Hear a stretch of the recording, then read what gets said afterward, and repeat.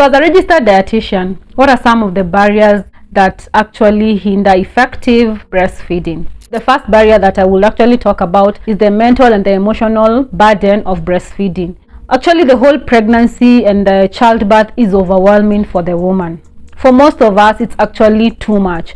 Breastfeeding is an entirely hormonal mediated process that is totally dependent on how relaxed, how comfortable, and how happy you are.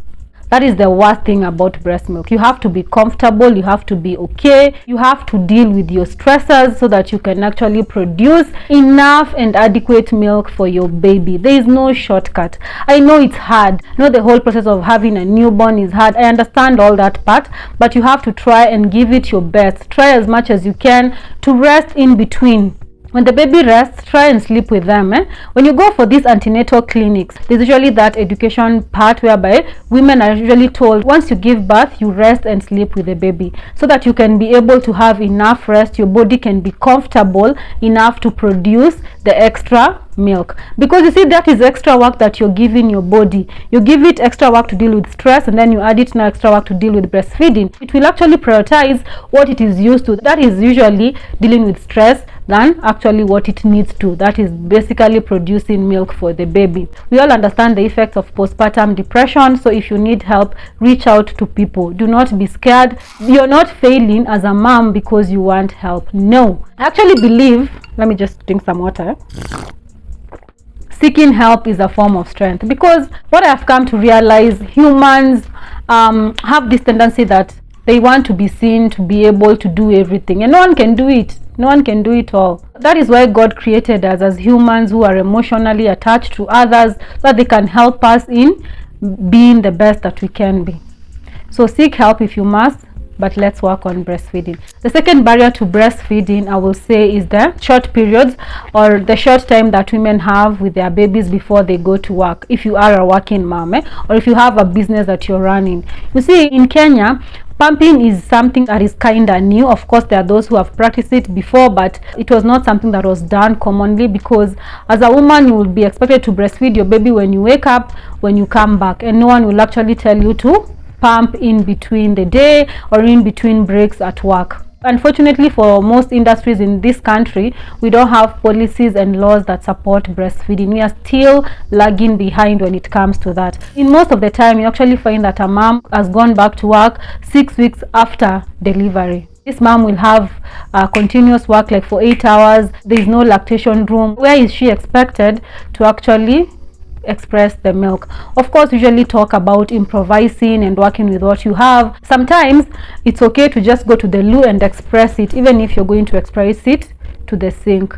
I know it's liquid gold and that is a lot of wastage, but we want to promote and maintain lactation. So if you don't have a safe place whereby you can actually express and store your milk until you go home or until your nanny comes for it, you can actually express it on the sink or in the bathroom, or I don't know, somewhere that you'll be comfortable.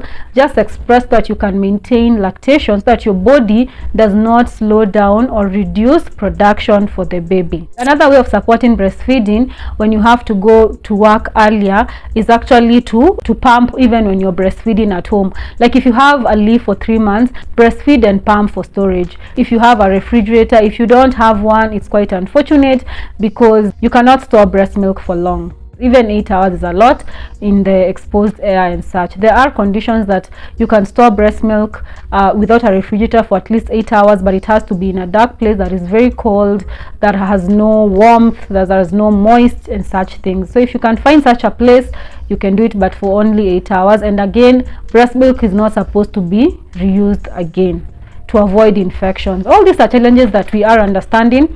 It's quite unfortunate because we need to ensure that our lawmakers are enacting policies and laws that are going to protect us, not just the ones that are going to overtax us. Come on, seriously. Another thing that I actually think is a barrier to breastfeeding is the social stigma or the lack of support.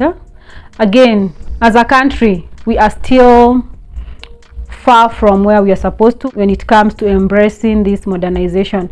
I always say modernization has only been embraced in this country when it comes to overtaxation and bad food policies. That is the only place we are actually so serious about modernization. When it comes to other things like policies and support system that support breastfeeding, safety measures in food and such, we are lagging behind seriously. It's still very uncommon to find a mom comfortably breastfeeding. There's a time when I was in campus, there was a policy that was targeting to introduce lactation benches in town.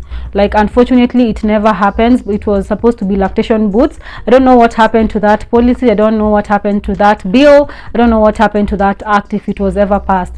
Like, seriously, we need to improve as a country. Lactation booths, lactation chairs, so that the moms can breastfeed their babies whenever and wherever that they are needed. Unfortunately, we are still not having that. We still have a lot of eyes, like people are looking at you so much when you remove your breast and decide to breastfeed, even in the matatus. People need to be serious about life. This is a baby's source of food. Why should you actually wonder and make a woman feel uncomfortable because of breastfeeding her baby? We need to stop that, and we need to change those attitudes. Another barrier to exclusive breastfeeding that I will talk about is our African cultures and norms. There was this meme that was going around social media about a man breastfeeding all the milk, leaving none for the baby, which I think it's both a good and a bad thing. A good thing because when he's suckling her breast, he's going to trigger more lactation, which means the body will produce more milk. Unfortunately, it should not be something that is done continuously. It's just supposed to be done to support the mom to produce milk, not to compete with the baby. Another culture norm that does not support breastfeeding is this thing that when you get pregnant, and you see, unfortunately, some women find themselves pregnant when they still have a newborn, and in some cultures it's a taboo to actually breastfeed when you're pregnant. Where I come from, you are actually not allowed to breastfeed your baby if you are pregnant. But that is just a terrible norm or culture or belief, because there's nothing wrong with breastfeeding your baby if you are pregnant, provided that you are taking up enough for the three of you, because now you're three, for you, yourself, and the baby that you're carrying. You need to ensure that your nutrition is on point to continue and support breastfeeding as well as pregnancy, because we don't want to compromise the fetus or the live baby. So it is important that we do that. I will talk about some of the myths of breastfeeding. The first myth I will talk about is that formula is just as good as breast milk. Nothing comes close to breast milk when it comes to baby's feed for the first 6 months of life. It has been proven, it has been studied. It's just a mimic of the breast milk. That is what the modern woman who is working in Kenya, who can afford those breast milk substitute, needs to understand. Nothing compares to breast milk when it comes to your baby's nourishment. Breast milk is superior, breast milk is the best, and it should be the first priority, the first choice of feed for your baby. I know we are women, we are modern women, we want to bounce back, we want to go drinking with our husband. You saw Ambare the other day, she just gave birth and she's confident and comfortably speaking on national TVs, or is it YouTube? Social media platform, saying that she's not breastfeeding so she can go party and drinking because the baby is on formula, the husband is rich, he can afford it. That is the worst form of misconception or misinformation that I saw. You need to embrace breastfeeding. It's good for you, it's good for the baby, it's even good for prevention of conditions like breast cancers and such, because that breast milk was put there for you to feed that baby. And there's nothing that will happen to your boobs, by the way. That is another myth that women believe, that when you're breastfeeding, your boobs will sag.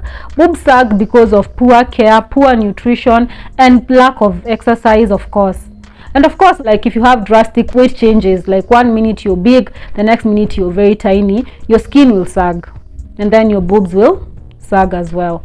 Another thing that causes boobs to sag is aging. Of course, you don't expect to have the same energy when it comes to your boobs standing as you did when you were 18 and you are 38 or 40. Come on, let's be realistic. So I hope this video helped. If you did, kindly consider subscribing, and let me know in the comment section down below some of the challenges that you face as a woman when it comes to breastfeeding, what you'd like us to talk about when it comes to breastfeeding, or even your infant and young child nutrition. We'll be more than glad to do that. And remember that it's World Breastfeeding Awareness Week, whereby we are embracing and we are talking about the benefits of breastfeeding. So make sure that you share this gospel to a new mom, to an expecting mom, or to even a breastfeeding mom, so that they know they are doing a good job and they should continue with it. So until next time, bye.